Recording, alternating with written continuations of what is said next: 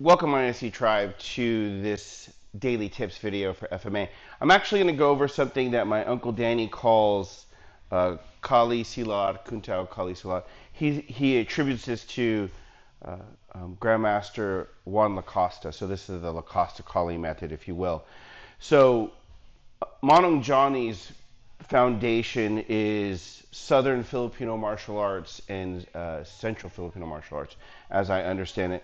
And I've learned two different flavors of that from my Uncle Al Concepcion and then my Uncle Dan more so. So we're going to go over a few things here. I'm not going to really concentrate on the entries, but we'll go over it real quick just so that way we have context, because I really want to go over the foot sweeps. This is for Mr. Salem. Thank you so much for being an ITO Steel member and reaching out to me, asking me questions. We really appreciate that kind of involvement or engagement with our members on the ITO member site. And thank you for giving so many compliments to Patrick. He's really the unsung hero. He does a lot of things that you guys don't see, and I'm really mean to him all the time. So, but it's all for his character growth. So we're going to go over a few things here. So this here, right, which is a really typical Filipino martial arts entry, or if I come through here like this, right, or if I'm in here, I'm here. All of these different kinds of defenses are our entries, right? So in the Inayan system, we have a bunch of them. So I can come out here, and I can come this way here as an entry, right? I might limb destruct and then come through as an entry, right? There's just a bunch of different ways, and he's not choreographed in his responses. He's just trying to protect himself right now. So there's different things, but most Central Northern Filipino martial arts is going to get into an entanglement of the arms mostly. So what might happen is he goes to strike me, he's retracting and I'm hitting, and then I capture that and I try to go here. And that's what most Pangamut systems will do. Kuntao Silat is a Southern Filipino side, will tend to be more like Indonesian martial arts, in which case we'll see foot trips and sweeps and things like that. So one thing that you might see as an entry is I might come through here like this and then lock shins, and then I'll just do this foot trip here, maybe stomp or something like that, right? Another thing that you might see from the same kind of entry, right, is I might come through here like this here, and I'll lock, and then I'll just collapse the knee moving forward. That's something that more my father would have taught me. We would do that same thing, but maybe we'd come through here like this, come through here, and I would step here. So I'm stepping on the outside, and then I'm bending forward and coming to this position here to get that same kind of response. So it's an interesting thing as far as the leg traps are concerned. You know, if we look at it from, put your right foot forward, please. So there's an entry here, there's an entry here, there's an entry this way, there's an entry this way, and there's an entry or foot trip this way. But the general one that we usually teach, especially in the Lacoste method, starts off this way, according to my Uncle Danny. The next thing that we might do, actually I need you to strike me with the other side here. So come through here, and the reason why is because I want to do that inside leg trip instead of the inside foot trip, right? So here I might maybe defend this way, come back that way. So what's happening here is I'm moving in, and I'm getting here, and this is the line that I want to work with here. So if his shoulders are square this way, that's the direction I want to follow with the leg, right? It's very specific, although we don't necessarily talk about it all the time.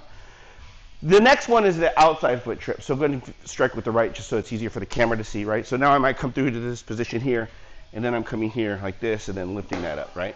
So that's another kind of foot trip and how that works. And then the purpose of this particular FMA tips as far as the foot trips are concerned is to give you guys some vocabulary. So if I'm using the Filipino terms as my uncle teaches it, starting with the first one, right? This is an inside walis foot trip, right? And then if you feed me with the left, right, I come through here like this here, this is an inside silhig. And then if I come to the other side here, and I come to here, and I'm moving here, this is an outside walis, right? The next thing I would do is an outside silhig. So I'm going to feed me with the right this time here. So I come through here like this here, and now I'm here. And it can be achieved in a bunch of different ways. Feed me with the left. The next thing we do would be a kenjit, or what my father used to call dump. That's how he used to call that technique, right?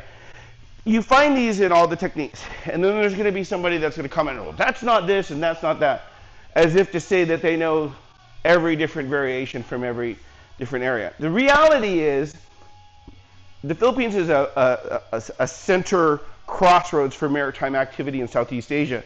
And depending upon the era, 1600s, 1300s, 1500s, 1700s, different nations controlled those trade lines. And so with that comes their culture, their language, and their fighting arts. And so as a melting pot, I had a friend, his name is Greg, he used to say there's no such thing as a pure Filipino, in the sense that it's a melting pot and there's all these mixed cultures. My Uncle Danny says that Jose Rizal, who was like the hero in the Philippines for starting the Philippine Revolution against the Spanish, says he was a quarter Indio, a quarter Spanish, a quarter Chinese, and a quarter native. Like whatever it was in the mix, he's basically just saying he was mixed. Like halo halo, one of our favorite drinks in the Philippines, mixed, right? So you can look at it from the point of view of what's likely to have happened, historically speaking, or not care about that and say, okay, how does that fighting work? There's two mentalities. One is keeping something purely Filipino, and then there's also what would a Filipino do? Filipinos, especially according to my uncle, or father, I should say, were ultimate cultural pragmatists, and they would synthesize culture because of the melting pot, and they would take what's useful. So as a Filipino, culturally, if it was useful, I would do it. As a Filipino, as far as being pure, maybe I stay within a particular culture, but that's not really the cultural mindset of the Filipinos. So we can argue 2 or 4, but the thing is that these foot trips are present in Filipino martial arts already, right? So I'll go over them one more time, right? I have the inside foot trip or walis. I have the inside seal hig or leg trip. I have the outside foot trip here, right? I have the outside leg trip here, and you see I'm just using different entries just so that you can see them, right? So that's the end of the free content. If you are a member, go over to the member site or look into your email inbox because I'm going to send you this next part.